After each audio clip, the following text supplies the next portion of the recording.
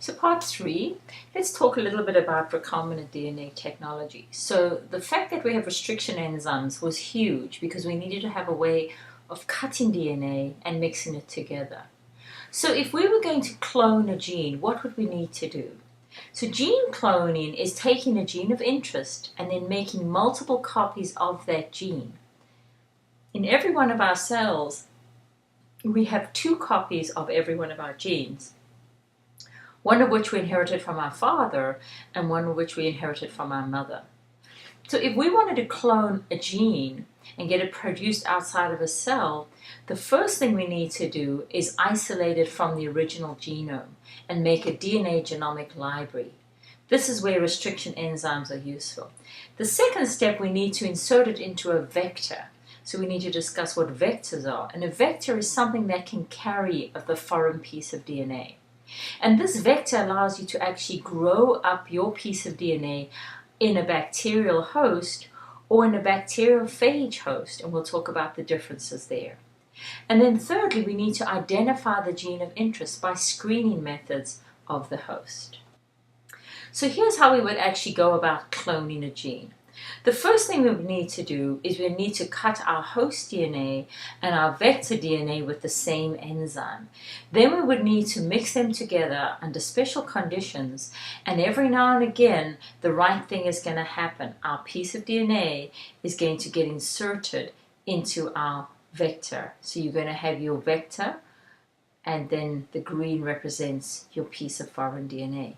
So in the late 1970s, scientists were actually making libraries of recombinant clones using these techniques. So the 2 most popular libraries were actually either a plasmid library or a bacteriophage library. And so initially there were many techniques developed. Human genome libraries were made in bacteriophage, and bacteriophages are viruses that normally infect bacteria. So if we could insert foreign DNA into these bacteriophages and then just have a whole copy of this library in a little test tube, and then when we wanted to grow it up, we would just take these phage clones and infect a bacteria host.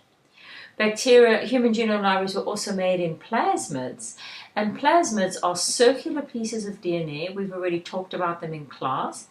Plasmids are separate from the bacterial host chromosome, and what we were doing is putting a piece of DNA into the plasmid. The plasmid will replicate along with the cell, and it would then replicate its piece of foreign DNA each time it replicates. Towards the late 1980s and the early 1990s, they wanted to put larger fragments into clones, and so they actually developed a technique called yeast artificial chromosomes. And so you could put much larger pieces of DNA into these artificial chromosomes. Another kind of library that was made is known as a cDNA library. And cDNA means complementary DNA. And complementary DNA is made off of messenger RNA, which means that you're only going to be looking at expressed genes. Because all these techniques over here would have been whole genomes. And what you'll come to understand or know already, that the human genome has lots of pieces of DNA that are highly repetitive and used to be called junk DNA. In fact, about 40% of our DNA is actually remnants of viral infections that we've had for many, many millions of years. It's got into our genome and it replicates along in our genome. So it's almost like baggage that we carry with us. And then, of course, the latest method that's been out since the early 1990s was called polymerase chain reaction. And we'll talk a bit about that as a way to make genes, find genes of interest and look for genes of interest. So let's talk a little bit about a plasmid, especially since we're going to be using a plasmid in the lab when I come back. A plasmid is a circular piece of double-stranded DNA. It replicates independently from the host chromosome, and It may carry one or more genes for antibiotic resistance. So this is a great selective marker that if this plasmid that we're interested in already expresses resistance to an antibiotic, we can select for those bacteria that have got our recombinant plasmid in them. So very important thing to have in a plasmid.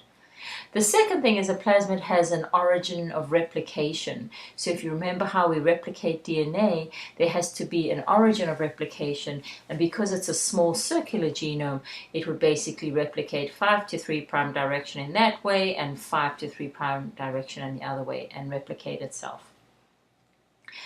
The other part of a plasmid that's very interesting is we want to have a place we can clone into, and this is where scientists have got really fancy. Here's an example of a plasmid that has a gene for LAC-Z.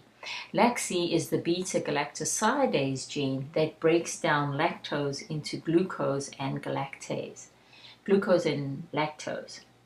And what happens is if we clone a successful clone into this gene by using one of these restriction sites, we're going to interrupt this function of this gene and it no longer will work. It will give us a different color when we grow it in the presence of X-gal, a chemical that the bacteria can normally metabolize. So here would be the strategy. Cut my vector DNA and my chromosomal fragment with the same restriction enzyme. Why the same restriction enzyme? Because I want to generate these sticky ends so that every now and again I'm going to get the right combination in there. Then I'm going to mix them together and add some DNA ligase to seal up those joins and make a recombinant DNA molecule. And then lastly, I'm going to need to introduce this DNA molecule into a bacteria and grow it up. And now I'm going to need to have some screening methods to discover which of my bacteria have actually picked up the clone.